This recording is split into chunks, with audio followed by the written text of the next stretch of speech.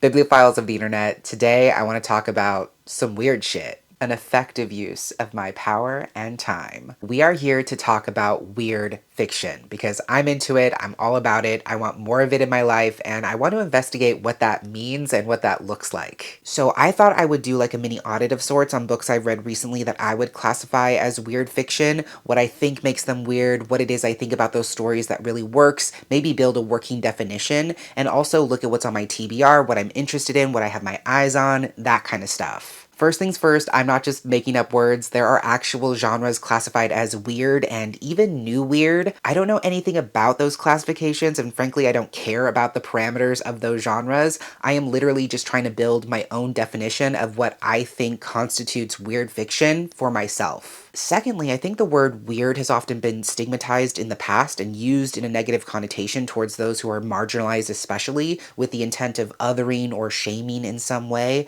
But I'm here to reclaim weirdness because standing out, being different, going against the grain, being subversive, being firmly rooted in counterculture is badass. And I think that's a huge part of the appeal for these kinds of stories. So I want to put that into words to start off with. I think a big part of what draws me to what I understand as weird fiction is the fact that it's so aggressively disruptive. The fact that it very much flies in the face of conventional storytelling. And because it often challenges predominantly Western, white, cishet, able-bodied, amatonormative story structures and story expectations. So that's a really important distinction for me to make. With that said, let's start piecing together what I think weird fiction means. And we're going to start with books I've read that I feel fit into this niche. Keep in mind I've only dabbled up until this point. I went back a few years in my reading history and there were very few books I would deem as truly weird. Let's start with a book that somewhat inspired this video, a very recent read of mine that was You Dreamed of Empires by Alvaro Enrique. Now, I'm not giving proper synopses for these books or sharing my full thoughts. I'm literally just holding up examples and saying here's what I think makes this weird and here's what I like about it. In the actual jacket copy, this story is described as hallucinatory, and I think it absolutely hits that nail on the head. It's basically a retelling of when Cortes and his Spanish armies attempted to overtake Moctezuma's empire in ancient Mexico,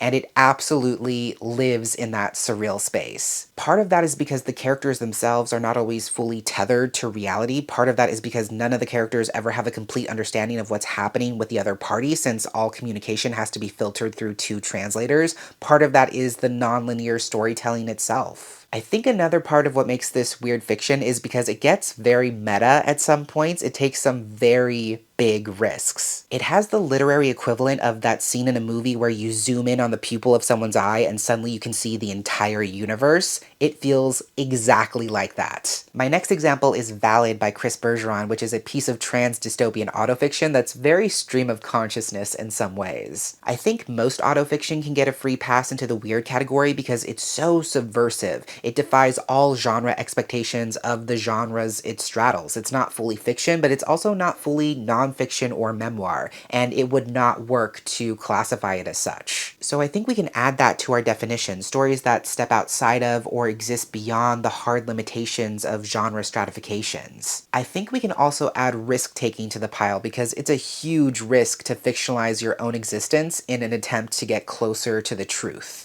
I do own it, but I don't have it on hand, but The Death I Gave Him is not weird fiction, in my opinion. It's a pretty straightforward locked room murder mystery with a sci-fi Hamlet twist, but there is one aspect of it that's borderline weird, which is why I bring it up in the first place. In this queer sci-fi Hamlet retelling, the Horatio character is an AI, like a disembodied, non-physical piece of artificial intelligence, and the Hamlet character, Hayden, has this like neurological implant that allows Horatio to fully be in his brain and even his body. So the intimacy between them is very unexpected, but it works. It absolutely defies and challenges our expectations of what intimacy means and what it can look like in a way that I think is really fascinating. So I think a big part of what makes a story weird is that defiance. I'm not going to talk much about it, but I think the Locked Tomb series very easily fits into the weird space. Not so much in terms of genre elements, but rather in the storytelling and story structure itself. I think most people who read these books would tell you that the story is confusing, but in a good way, in a way that makes you lean in and rewards you for leaning in. And again, I think we can credit that to the narration itself defying linear boxed-in expectations. Several people are typing by Calvin Kisulke is absolutely weird fiction, especially in the way that only trans people can do weird fiction, and I love it so much. It's about a mid-level corporate employee who gets sucked into his office's Slack server, and then Slackbot tries to pilot his now abandoned body and basically tries to take over his life. It's hilarious, it's absurdist, it's strange and cerebral in such delightful and unexpected ways. And I think it's so successful because the story is told in a non-traditional format. It's told entirely through Slack messages, and it leans so far into ridiculousness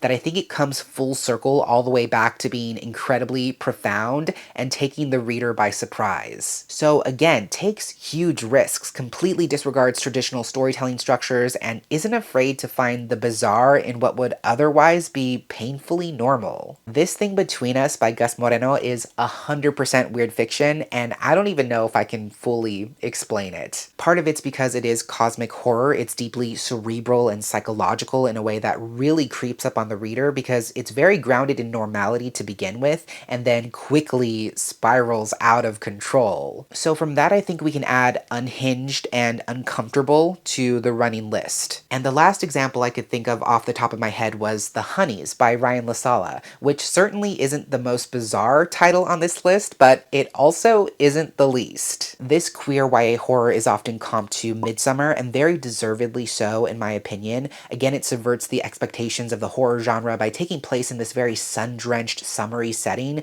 with strange and disturbing things happening in broad daylight. And then it just swerves hard into surrealism and body horror at the end, so I think it fits the bill in that sense. So what have we learned so far? We've learned that there are certain genres that lend themselves to weird fiction, such as horror, sci-fi, dystopia, speculative, and surrealist fiction, but just because a book happens to fall within one of those genres, that doesn't automatically make it weird. I think we've learned that, for me, weird fiction is all about defying norms, taking big swings, asking the audience to take a big leap of faith and unmoor themselves from the familiar trappings of storytelling and limitations on what stories can be. It's subversive, it's challenging, at times it can be unhinged, but those risks are eventually rewarded with some kind of emotional, visceral payoff. Like it's not weird just for the sake of being weird. With that definition in mind, let's talk about stories that I think are weird fiction that I would love to read at some point. Again, starting off with the man who started this whole thought exercise, I absolutely have to read Sudden Death by Alvaro Enrique. I could not describe this book to you even if I wanted to. It's described as kaleidoscopic and seems to be one of those butterfly effect type stories where a bunch of different scenarios collide in this weird domino effect that none of the characters could ever predict. It starts with a tennis match between an Italian painter and Spanish poet that's being watched by Galileo, Mary Magdalene, and a whole host of popes,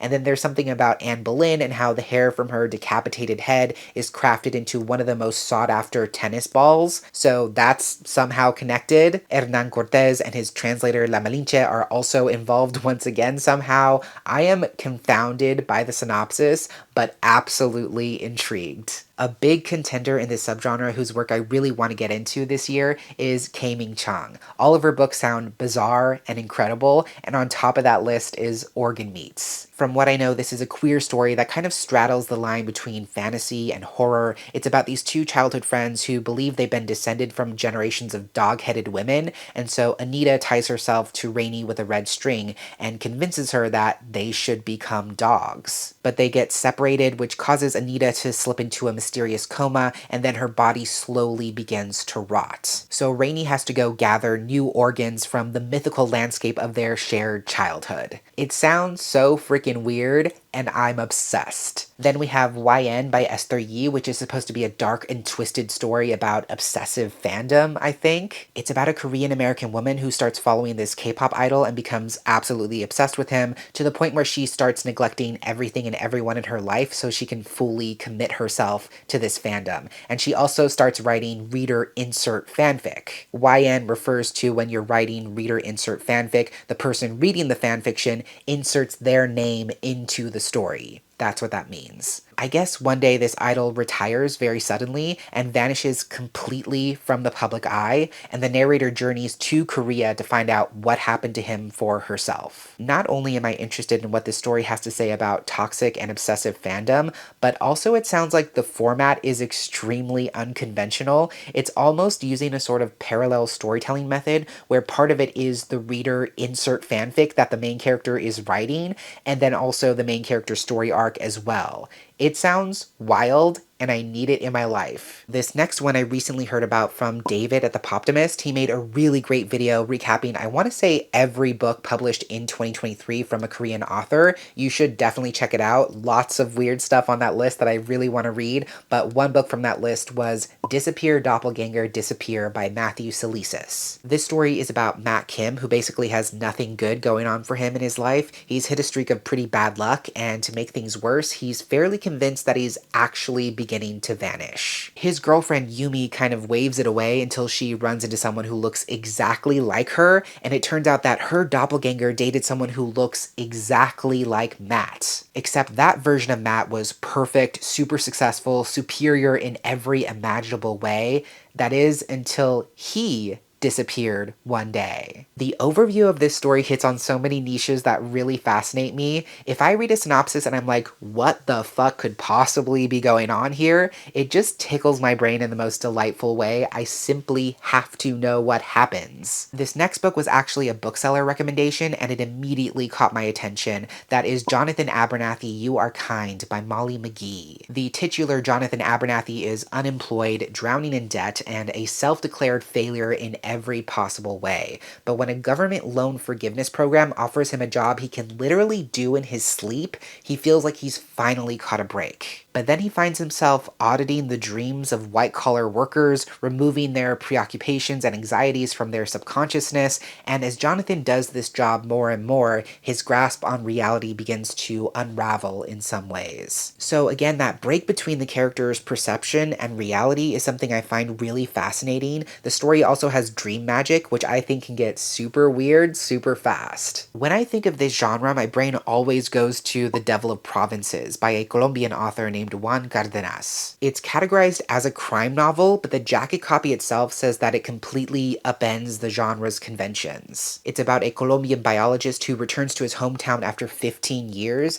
and suddenly he finds himself dealing with his brother's unsolved murder case, a drug dealer seeking transcendence, and a boarding school where students disappear and girls give birth to strange creatures. It says some stuff about conspiracy, tangled webs, dread, general weirdness. Again, I just have to know. I just do. This next one, I'm not sure if it's super weird, but it sounds weird, and that's The Center by Aisha Manazir Siddiqui. It's referred to as a dark comedy. It's about a young translator who wants to broaden her skill set, and then she meets this colleague who basically learns how to speak fluent Urdu practically overnight. He eventually tells her about The Center, which is an invite-only program that guarantees 100% fluency in any language in just 10 days. Again, this kind of plays into what I'm seeing develop as a common theme between some of these stories, where something bizarre is happening and there's no earthly explanation for it. So there's this element of desperate curiosity, especially when you can't possibly guess what the glue that holds the story together is. Just a few more examples of TBR titles, but next is Shark Heart by Emily Habeck. I think this one's more on the quieter side. I've heard it's somewhat emotionally devastating as well, but it's about this newlywed couple who are just a few weeks into their marriage when the husband receives a rare diagnosis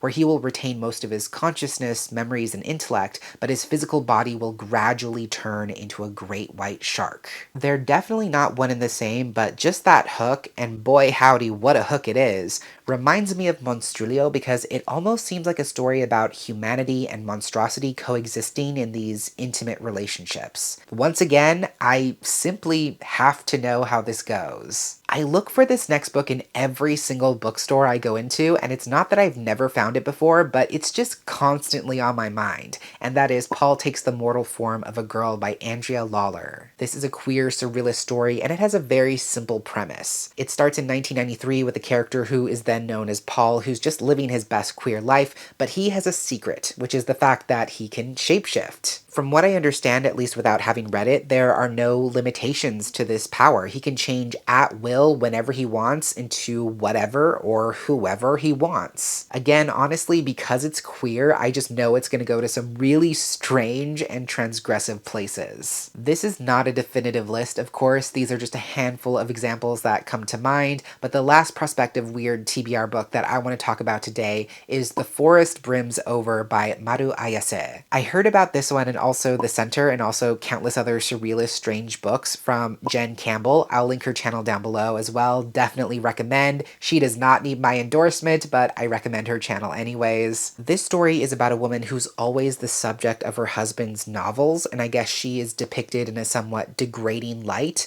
so she's been forced to accept that no matter what she does, she will always be seen first and foremost as her husband's muse. So she reaches a breaking point, consumes a bowl of seeds, and slowly starts sprouting roots all over her body until it becomes clear that she is slowly but surely turning into a forest. I think that element of extremism is also something that really appeals to me about weird fiction, that willingness to really lean into the bizarre and inexplicable as a means of seeking answers to humanity's most burning yet often unspoken questions and fears. I just want to read it. Don't ask me questions. So yeah, that's what's been on my mind. I don't know what this video is. Hopefully you enjoyed it. Hopefully some of you found it helpful. If you, like me, have been looking for more books that fit into this space, I hope you were able to add a few more to your list. And again, this is absolutely not a compilation of every single piece of weird fiction I've ever read or heard of, but by all means, if you have any suggestions, especially for those written by marginalized authors, please drop them down below in the comments. That is everything I had to share for today. Thank you so much for watching, and until next time, educate yourself, be kind to yourself, take care of yourself and others,